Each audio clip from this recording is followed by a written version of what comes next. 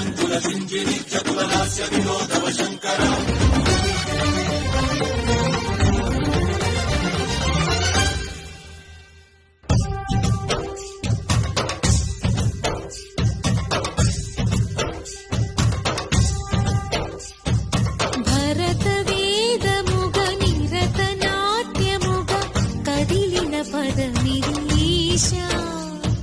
శివని వేదనగా అవని వేదనగా పలికెను పదము పరేశా